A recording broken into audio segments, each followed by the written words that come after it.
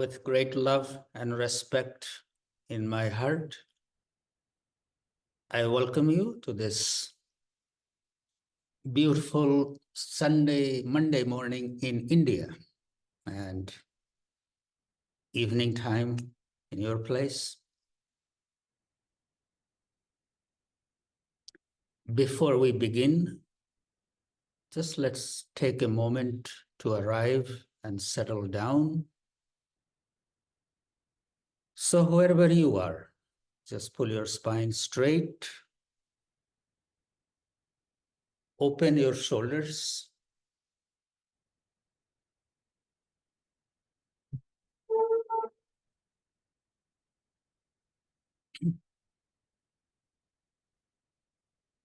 close your eyes,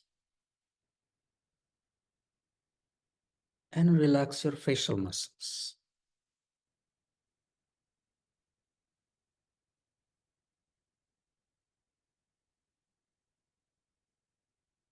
Invite that peace, calming, cooling sensation in your eyes.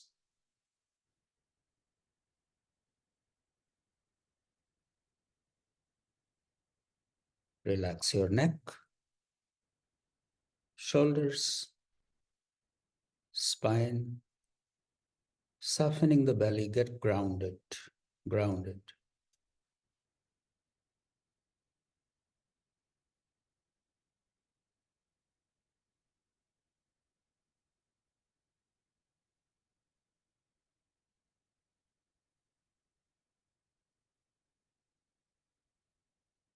As you calm down,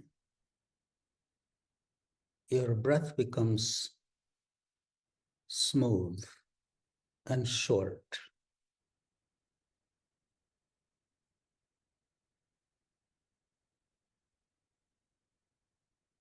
Effortless, flowing in and flowing out.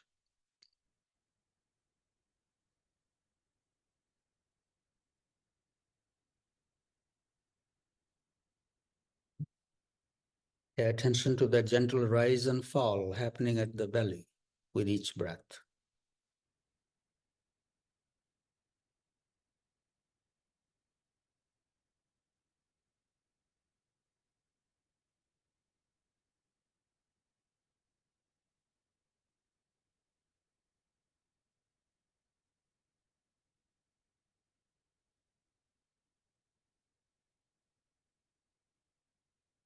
Whenever you are ready, just pause the breath.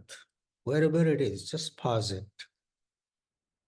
Keep the attention at the navel, small triangle pointing downwards at the navel with a dot in the center.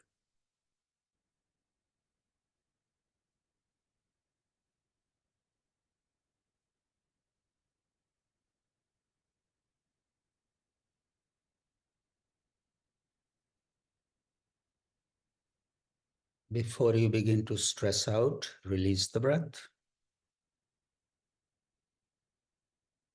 And after a few breaths, pause it again, holding the image of the triangle at the navel.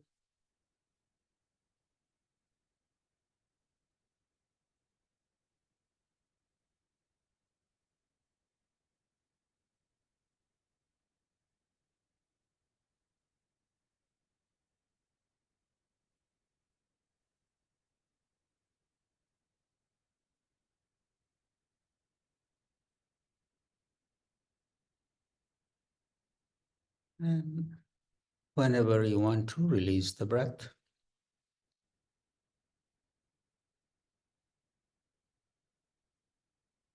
After taking a couple of breaths, we pause it again, holding the image of the little triangle pointing downwards in our mind at the navel.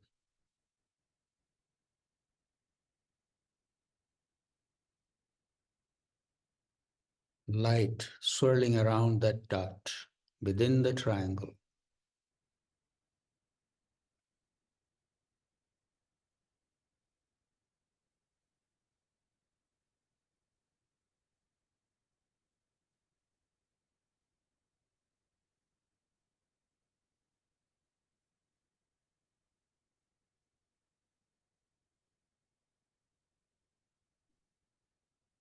We release the breath before we stress.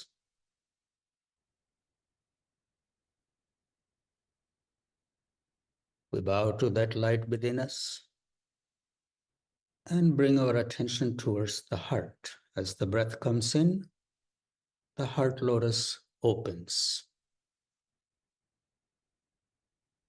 As the breath goes out, it closes.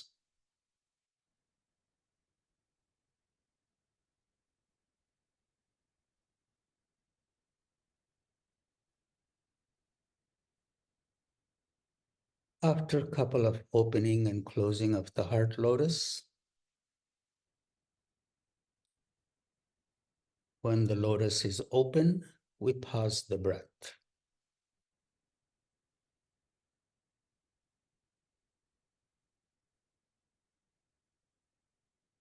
Hridaya Kamal.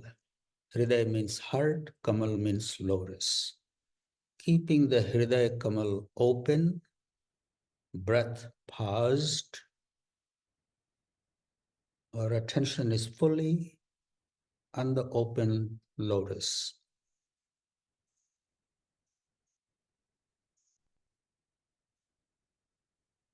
And the globe, the space above it, the dome above it, filled with golden light.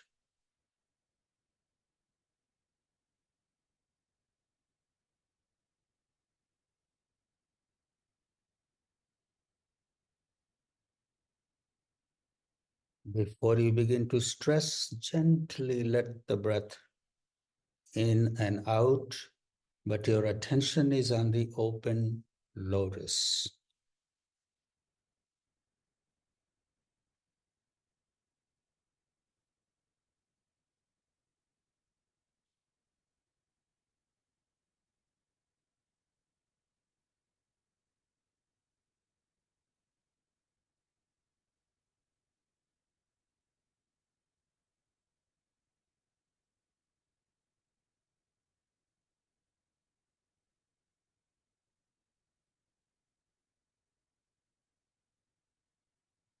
Pausing the breath again, we keep our attention on the heart lotus.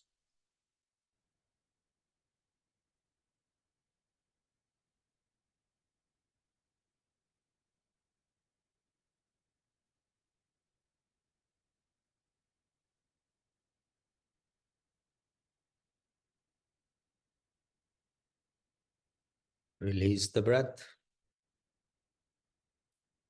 We bow to that light within us and take our attention towards the third eye.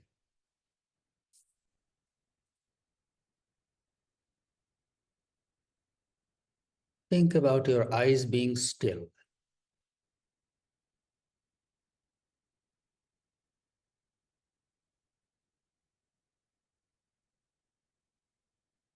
We pause the breath and let our mind rest in the center of the forehead.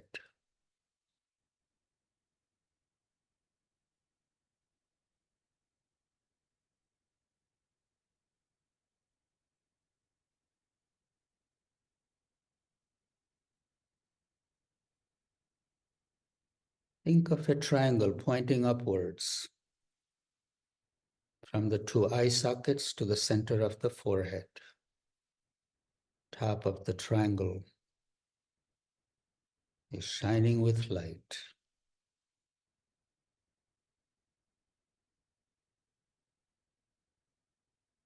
Stillness of the body,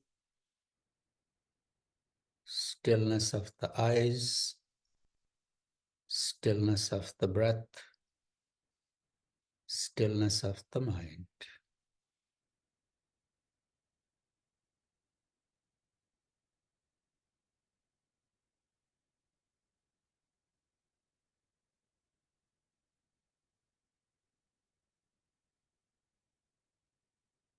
Release the breath, let it flow in and flow out, but keep your attention at the center of the forehead.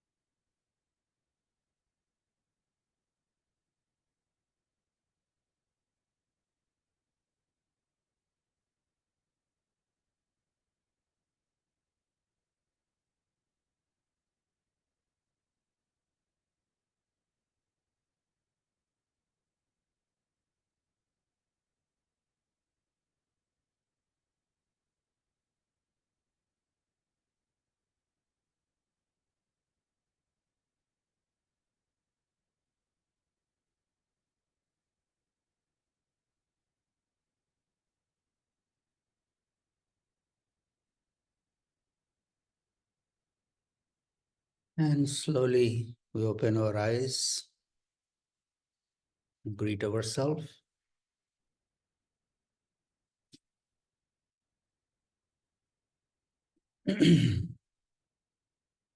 Thank you for taking this time.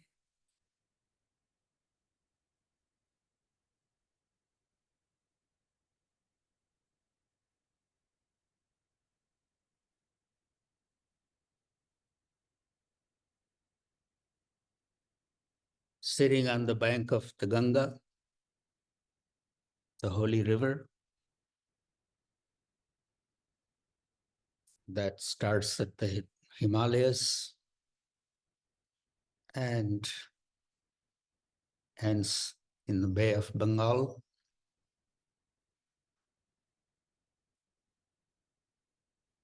In Indian thought, this river is very sacred. It's even written in the scriptures that once in your lifetime, if you take a dip in the Ganga, all your sins are washed away, if you have committed any.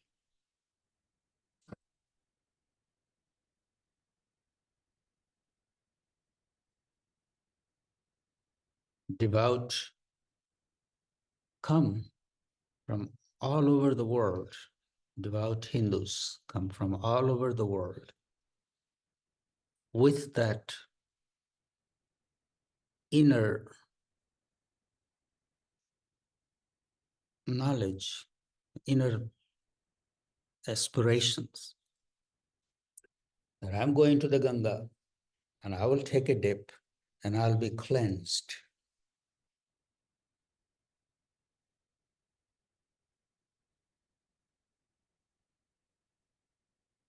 The stronger that thought is, the more it works. Otherwise, there are many who live right on the bank of the Ganga, bathe in it every day, still live with the mindset, poor mindset. I was just reflecting on that there are those who make so much effort and sacrifice to come with that notion in their mind that they are going to this sacred river, take a dip, and they will receive purity. And they do.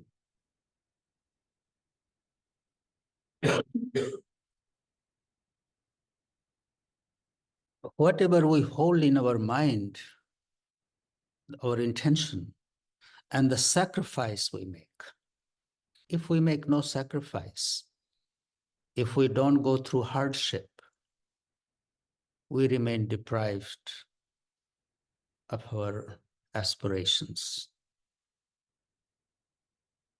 This is what was going on in my mind today. It could be very readily available to us.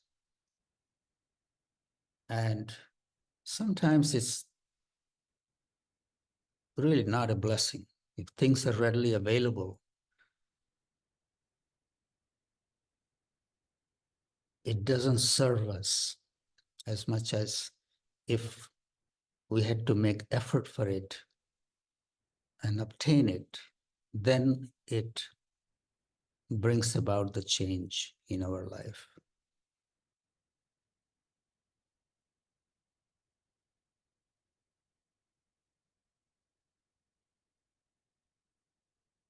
Yogis have sat for centuries on the bank of the river in meditation and have received much. The river Ganga is known for that on the bank of the Ganga, yogis have built a little hut and have sat there and in meditation and have received knowledge.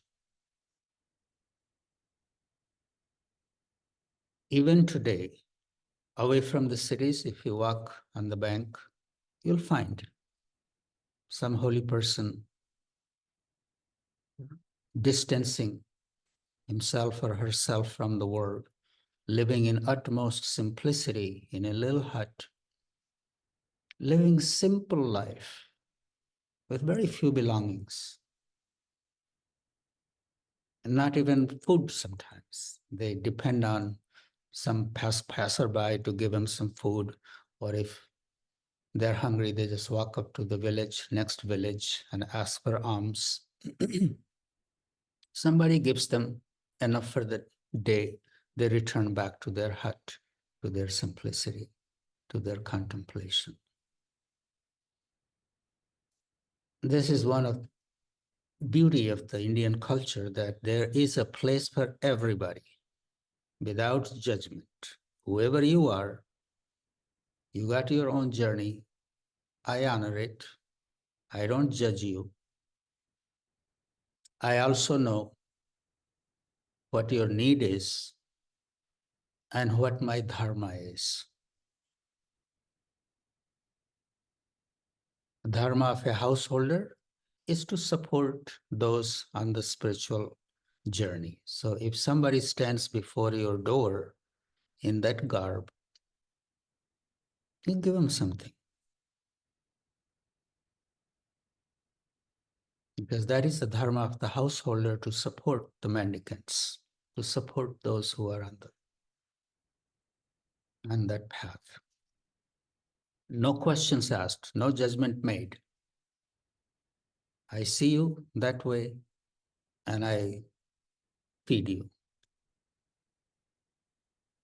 And that way, the society is able to hold everyone. Everybody can't be the same. Everybody can't be equal. Everybody can't be like me, or think like me, or be like me. I have my own journey. That person has his or her own journey. I just focus on what is my dharma and then leave the rest alone.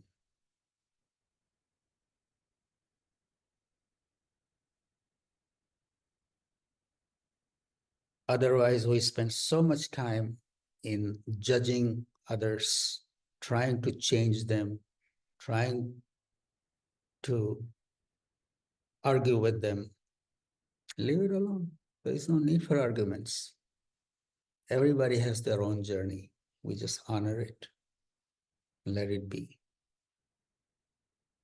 That way, I have time and space for my own contemplation, my own aspirations, and not bother with somebody else's.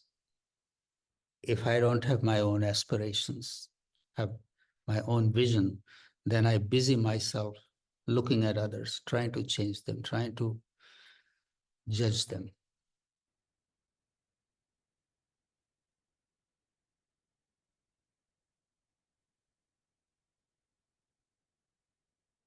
Every individual has its own journey. A society has its own journey. A culture has its own journey. A nation has its own journey. The world has its own journey.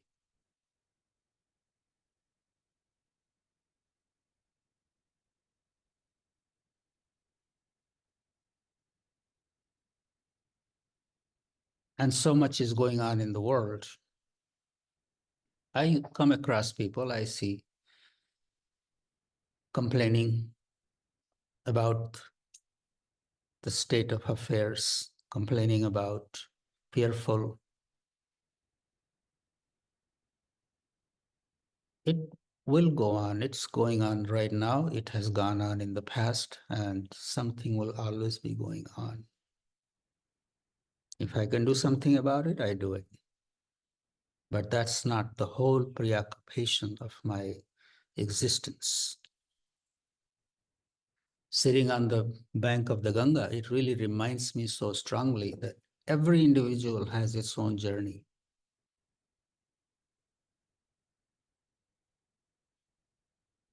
We play the role of father, mother, child, friend.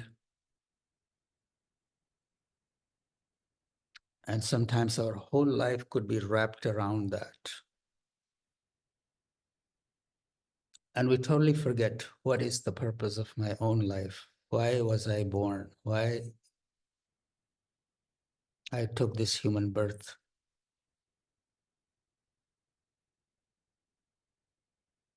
And this is what the yogis have sat on the bank of the Ganga and contemplated for centuries.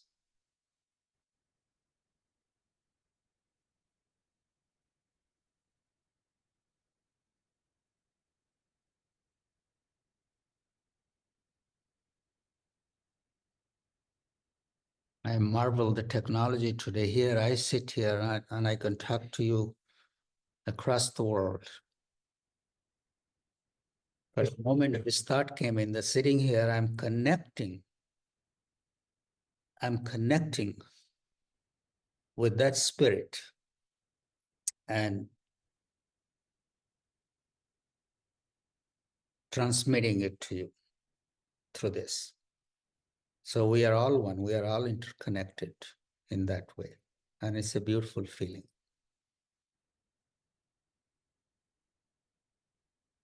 I really didn't have much on my mind today. I'm still going through a little jet lag, but I wanted to greet you.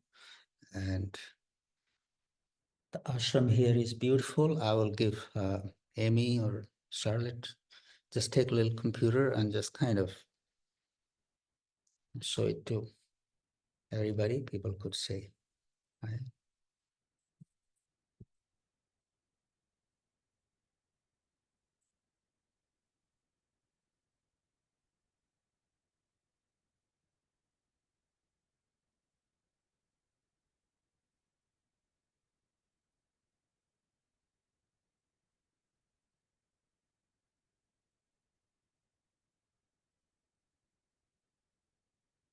Hello, everybody. Hopefully this is coming through.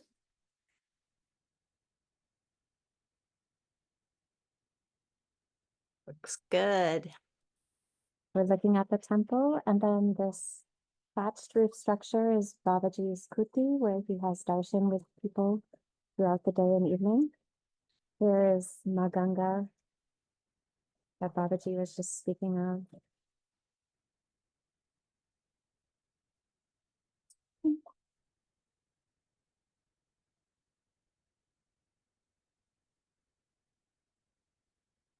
We have just completed some construction. So we have more guest rooms. Quiet now as boys are at school and everybody is off doing their daily routine.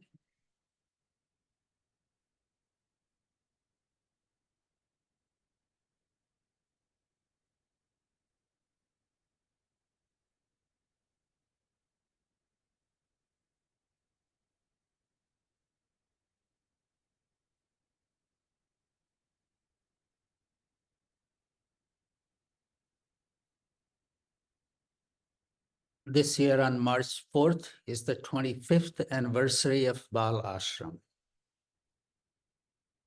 So we are kind of preparing for that too. And most of you, I see who is here, you know, when we started here, this was just an open field, nothing. It was the place where people will come to do their daily rituals, their morning rituals, outdoor rituals, and looked like almost abandoned place. And today it has turned into an oasis, a beautiful, beautiful spot.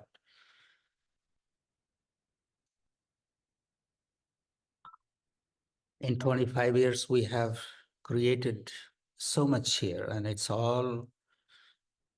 we have created it together with your help and your love and your support. So you are very much a part of it. And I hope someday you'll find a way to get here and experience this sacredness that exists here. On the surface, there is so much commotion, so much turbulence. But just a moment, if we just take a little time to be still and calm, we connect with the deep spiritual energy that the yogis have created,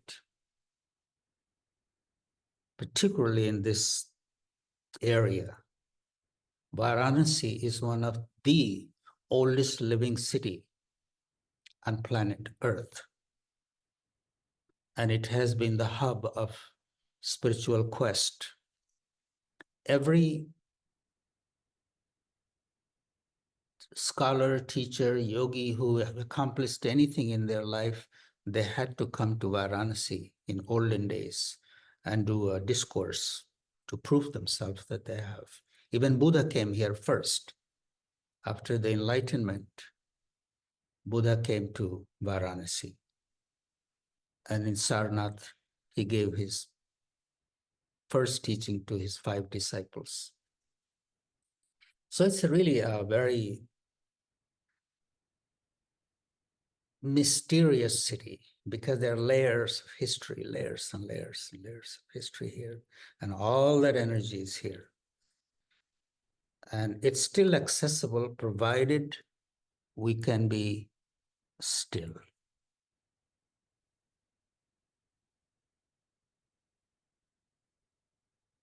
I'm just talking today. I'm not thinking what I'm saying. Whatever is coming to my mind, I'm saying. And I'm just going to go through the pages and see who is here. So I can send you my greetings.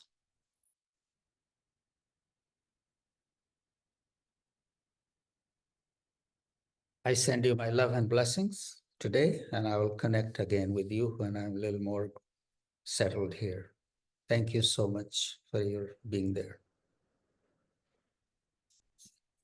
If anybody has to say anything, something on your mind, please unmute yourself and speak.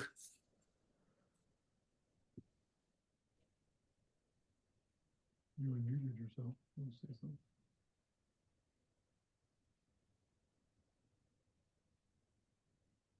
Thank you, Baba, for sharing with us tonight. It's always beautiful to be with you. Thank you, Louise. Good to see you. You too. Ron, is that you? Good to see you made it there, Babaji, safely. Still jet lag, but I'm here. Pranam Babaji, we are happy you are safe over there. Thank you for sharing everything with us.